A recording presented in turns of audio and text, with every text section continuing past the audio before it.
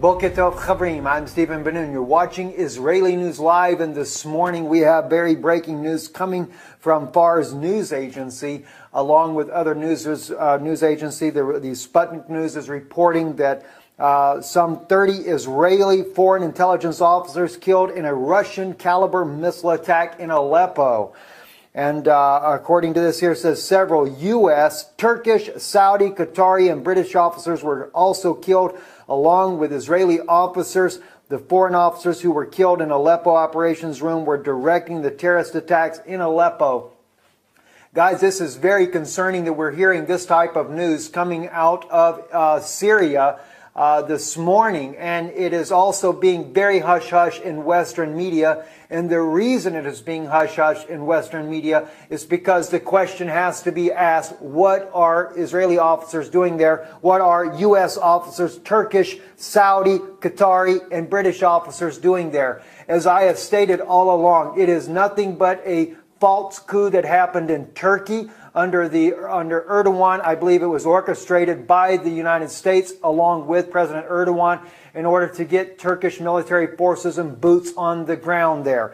And now we see that the U.S., the Turkish, the Saudis, the Qataris, the British, and the Israeli officers are all inside this secret place here, coordinating terror attacks inside of Syria.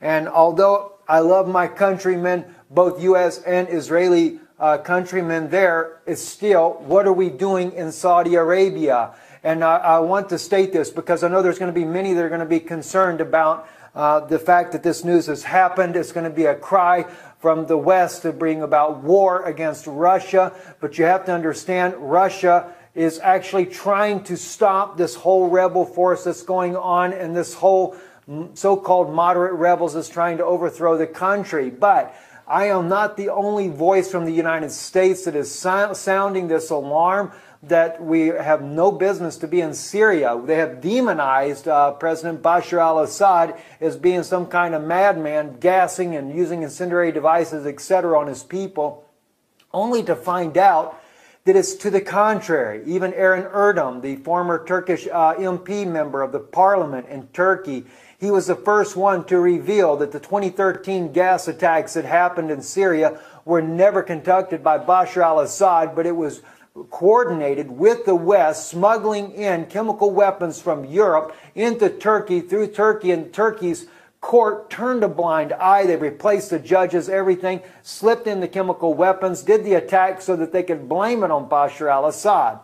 And we're finding out similar things again with this situation that is happening even now with the incendiary devices, that it is not Russia that's doing it, but we're finding that even recently Saudi Arabia, also they've been given phosphorus munitions. They're using it against the people in Yemen, and as well those things are coming into the hands of the groups inside of Syria, being used against the civilians, only to build a momentous campaign, media campaign in the West to try to demonize the Syrian people. And one thing I might add to that, and this is what we're going to close out this news broadcast with, I want you to hear this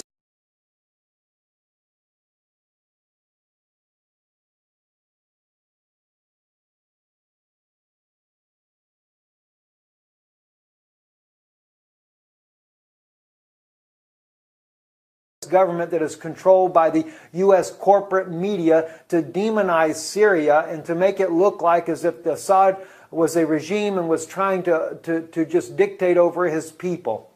They met with both opposition and Syrian forces, and they come back with a report that clearly lets us know that this had nothing to do but with false propaganda. It has been a constant desire to bring down Bashar al-Assad. For what reason? There's other things we could go in on that, but right now we're trying to cover the breaking story here that yes, indeed, Russia has fired missiles, and there has been a tremendous loss of life, both U.S., Israeli, and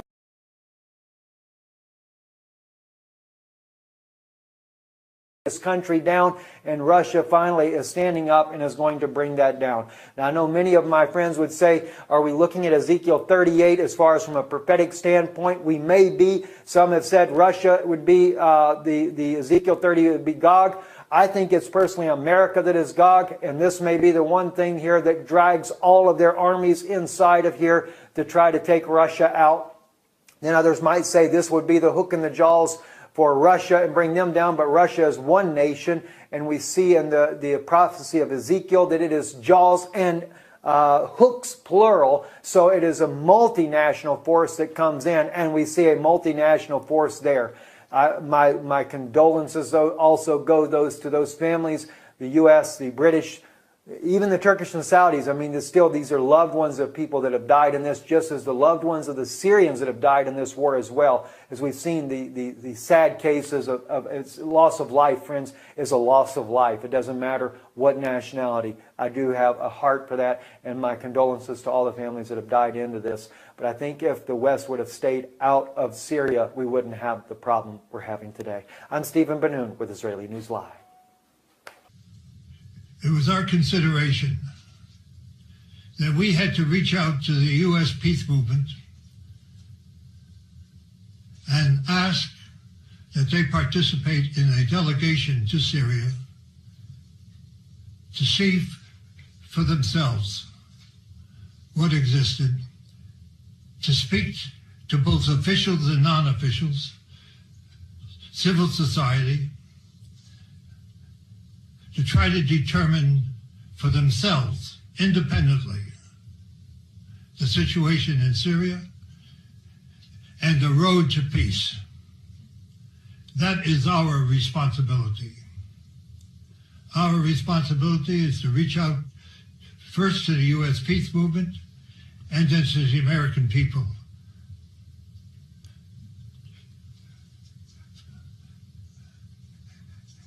The campaign to confuse the American people has been intense. And it is our purpose to try to bring some light, some understanding, which can perhaps lead to the American people demanding an end to the intervention and peace in Syria. What Alfred said is so true. We are fighting a mass of propaganda that has demonized the Syrian government, demonized its leaders, an effort that precedes every other intervention that the United States has made over the course of many, many decades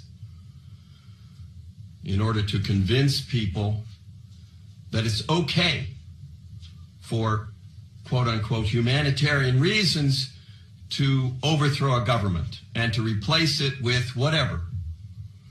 The United States prefers a government that is not independent, that is a willing participant in what the whatever U.S. policy is. So what we saw in Damascus and what we saw in the two villages we visited outside Damascus belies the propaganda that has overwhelmed us. It's hard. It's hard for even those of us who have been in the peace movement for a long time. It's hard for us to ignore this propaganda. It is so well orchestrated. Work together, coming back in cooperation to try to bring the message and the truth back to the United States. As an American citizen, it is shameful for me to admit what my government is doing in the sovereign country of Syria. We have no right to impose these illegal sanctions. In fact, these sanctions, allegedly, the government says are against the government of Syria. But in fact, it's against the people, civil society, people who are attempting to maintain the infrastructure, the health care, the safety of all Syrian people. One of the things that stood out to me is not only the lack of medication and the fact that Syrian children are dying because they can't get chemotherapy meds into the country because of the illegal sanctions that the U.S. and the West has imposed. Also, they're not allowing parts and material to get to businesses who are trying to maintain. And they're trying to maintain for more than one reason, and not just to continue to make money, but to employ people. Because when people have no way to earn a living, they become desperate. And we know that some of the Syrian people who may have chosen to join the terrorists, mostly for economic reasons, because they couldn't earn a living. And their benefactors, the U.S. and all the others who are collaborating together to fund this terrorism, are paying people very well to participate in this illegal activity against the Syrian people.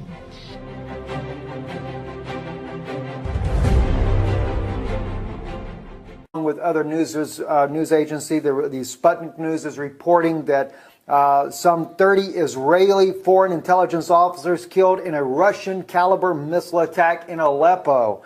And according to this here, it says several U.S. officers, Turkish, Saudi, Qatari, and British officers doing there. As I have stated all along, it is nothing but a false coup that happened in Turkey under Erdogan. I believe it was orchestrating out of Syria this morning, and it is also being very hush-hush in Western media. And the reason it is being hush-hush in Western media is because the question has to be asked, what are Israeli officers doing there? What Saudi, Qatari, and British officers were also killed, along with Israeli officers. The foreign officers who were killed in Aleppo operations room were directing the terrorist attacks in Aleppo. Guys, this is very concerning that we're hearing this type of news come.